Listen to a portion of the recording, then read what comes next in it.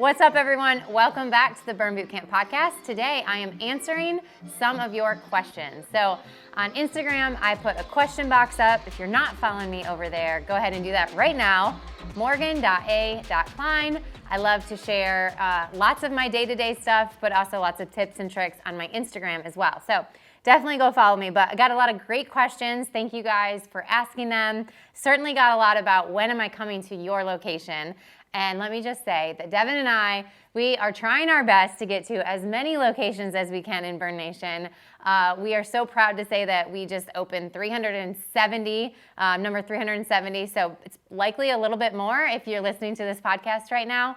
So that's a lot of gyms, and there's only so many days in a year, so much time in a day. So just know that we are trying our best to stay out in the field. It is so important to us to be out in the field. As you know, the founders, the CEO, the visionary, we like to stay on the edge of the brand. And Devin has the opportunity to do that a little bit more right now because he is the visionary. He's not managing anybody, and he's able to get out a little bit more. Whereas me, I have 12 direct reports right now, which is too many, but nonetheless, I have a lot of meetings to be in. I have a lot of people at the home office or our headquarters that I need to make sure that I'm managing. So my availability to get out in the field is a little bit tougher, but it is very important, like I said, for us to be on the edge of the brand, listening to members, listening to our franchise partners, listening to our Burn ambassadors, our trainers, and really understanding what their needs are so we can continue to build the best operating system, be the best support as the franchisor as we possibly can be.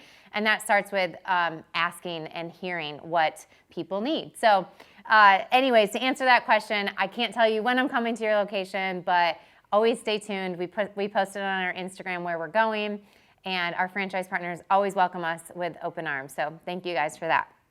All right, so some really good questions here. I'm having a hard time picking which ones I want to answer here in this short podcast. But number one is, what's your secret to prioritizing your marriage plus being a CEO and a mom? And this is a question I get asked very often and in different forms, right? And I think it boils down to balance, right? How do you do it all? How do you balance it all? You're a CEO, you have I'm a mom of 3 kids. I have a marriage that I'm also in business with my husband. And how do you go about making sure everybody gets what they need? And first of all, there's no secret, right? So this question asks, what's my secret? I don't feel like I have a secret. It has ebbed and flowed for the last 10 years, right? Since before I had kids, building this business and getting married, prioritizing that. And then now I have 3 children. And so I will say that there's no magic secret. You really got to do what's going to work best for you. But for me, it's always coming back to my priorities. So number one is making sure you're very clear on your priorities, right? What is the most important things that you want to make sure you accomplish in a day, in a week, in a month, in a year? And then going back to just how are you gonna do it is more tactical, but I live off my calendar. Like if I'm gonna do something, it needs to be on my calendar. And so that also helps me to audit my time, to say, what am I spending my time on? At the end of the day, I don't have enough time for my kids, or I don't have enough time for my husband, or I don't even have enough time to get my workout in. I always am able to go back to my calendar and take an audit of what are the things I'm saying yes to, and where do I need to shift that? And that all starts with number one is setting your priorities and making sure that you know what you need to be doing. So for an example, it's a priority for me to be home for dinner. It's a priority for me to take my kids to school. I don't pick them up, but I take them to school. So if those are priorities for me, then I need to make sure I'm saying yes and no accordingly. And I'm building my schedule accordingly so I'm not setting myself up for failure every single day to not be able to take my kids to school because I have a meeting that I need to get to, or not being able to be home because I'm running late on something at work. And so that's just one example of setting the priority, what's important to you. And then marriage, right? So it's important for Devin and I to get date nights. It's important for us to have some trips that are just the 2 of us, and we're not always feeling guilty because we're leaving our kids at home. So if we've prioritized that, and that's what helps us in our marriage, then we got to get that on the calendar because our calendars fill up very, very quickly. And so it's about protecting that time on my calendar to say, this is time for Devin and I to meet and do whatever we need to do, okay? That's going to be different for every couple. So just going back to the question again and restating it, there's no secret sauce, okay? And what's gonna work for me may not work for you, but foundationally, I think it's first prioritizing what matters the most, okay? Because in your mind right now, you probably think you need to do everything for everyone, right? Pick up your kids from school, or take them to school, pick them up, make dinner, have dinner with them, have playtime, do bedtime, like all the things, right? Or think about that, whatever it means to you. You probably think you need to be there for every single moment, and that's setting yourself up for failure, okay? Some people can do that, but I personally cannot, just based on the business that I have, the role that I have in my business. And so I have had to come to grips with saying, okay, what is the most important things to me?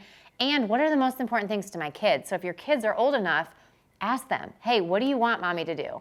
And let's be honest, they want you to do everything. I get that. But hey, what are the most important things that mommy can do for you? And so it's that back and forth, understanding what is working for your family, for your spouse. Hey, asking your spouse, what do you need from me? What are the most important things? If it's date night every Thursday, don't miss date night every Thursday. And protect that time. Protect that time with the things that are in your high priority list, and everything else will fall into place. So that's my best advice. Not every day is perfect. Give yourself some grace and just start to build that system through your calendar on making time for everything. Great question.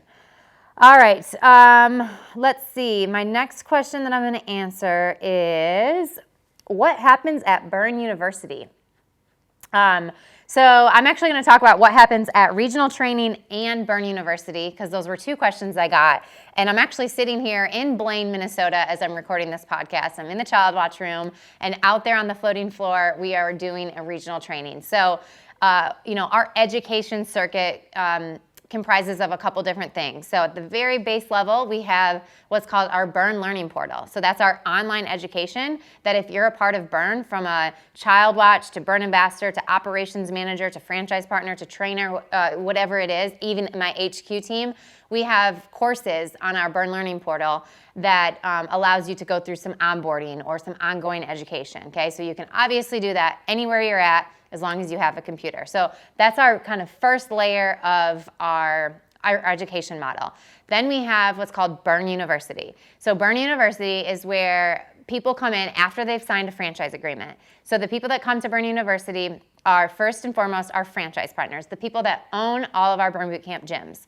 So they come for a week-long training after they've signed their lease to allow them to really get deeper into the how am I going to run my business. So they're going to learn from A to Z, all the systems that they're going to be using, our Burn operating system, our blue carpet experience, and then how to use tools to get not just yourself better at that, but all of your team, how to build a team, what leadership looks like in Burn Bootcamp, what the product looks like at Burn Bootcamp, what the fitness product looks like. And so that is that chance that we get to really get them fully immersed into what Burn Bootcamp is. It's at our headquarters in Charlotte, North Carolina.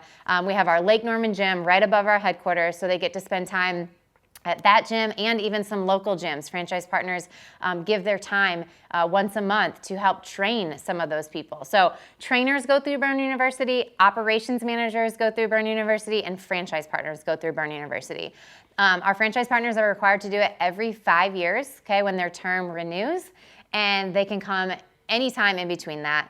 And send as many of their team members as they want. So that's our Burn University. And then our next layer of that is our regional training. So that's what we're doing here this weekend in Blaine, Minnesota.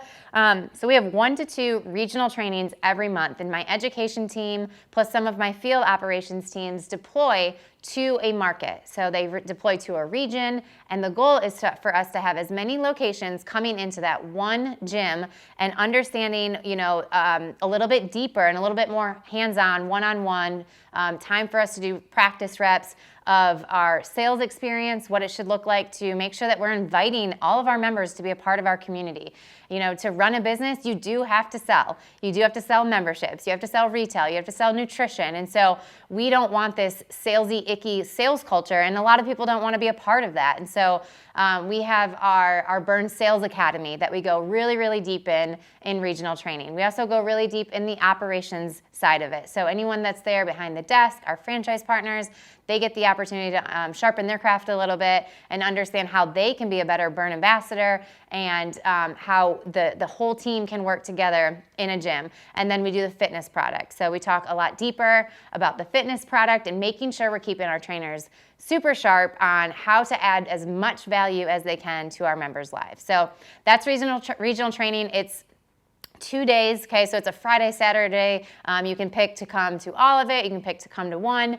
And it's always a great time to just get regions together, to collaborate, to meet each other, and to really know that you're not out on this island at this gym. You actually have a whole family and team of people around you wanting to see you succeed. So that's our regional training. And then we have a summit, okay? That's our last kind of layer of our education model. And summit is where we come once a year.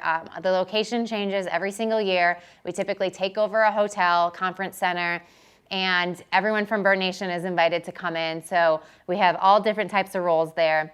And Devin and I get to speak on stage. Some of our leadership speaks on stage to really, educate, motivate, inspire our entire system, bring them back to their why, bring them back to the mission and the vision of what Burn Boot Camp is. And then from there, they have tons of breakouts with our team.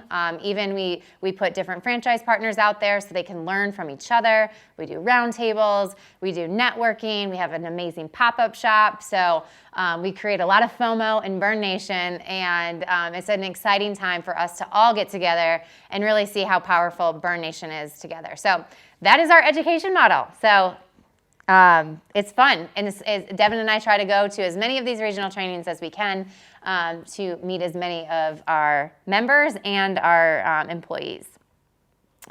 All right, my last question I'm going to answer here is, how was it going from 2 to 3 kids, and how did I know that I'm done? And I actually got another question that was, what was the hardest transition, 0 to 1, 1 to 2, 2 to 3? So I'm going to answer, the hardest transition was actually going from 1 to 2 kids. So my first 2, Cameron and Maxwell, they are 21 months apart. And that was the most challenging for me in those first, I would say, 3 to 6 months. My daughter Cameron was not even 2. And she obviously she was not used to having another sibling that she had to share attention from with mommy and daddy. So there's a lot of jealousy. She wasn't quite speaking, fully. My kids have all not really learned how to talk until after 2. So there was like that communication barrier, and I'm trying to breastfeed and I'm tired, and it's just, you have this mom guilt. So I think 1 to 2 was the hardest for me. 2 to 3, honestly, the biggest challenge with 2 to 3, or when I had Ryan, was that was in the middle of the pandemic.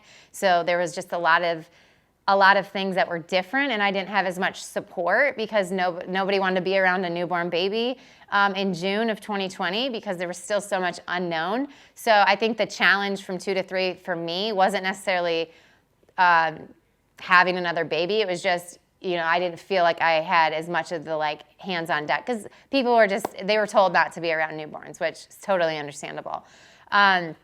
The biggest thing about 2 to 3 is you're now outnumbered. So Devin and I went from man-to-man to zone defense, and that took a little bit of time to kind of get used to. And now we are still very much outnumbered, and I have a 7, 5, and a 2-year-old. And someone always needs something. Someone's always upset. But it's fun, and I love it, and I wouldn't change a single thing. And I think for me, the question of how did I know I was done? Man, I don't know. There's still days that I'm like, am I done? But I am done because Devin and I closed that door. So unless we try to reverse, medicine, I don't know. That's probably not going to happen. But I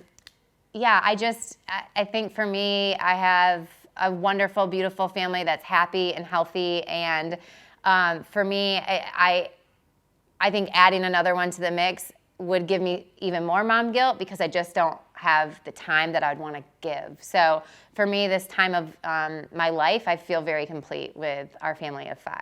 So Good luck to all of you that may be going through this transition or thinking about going through this transition.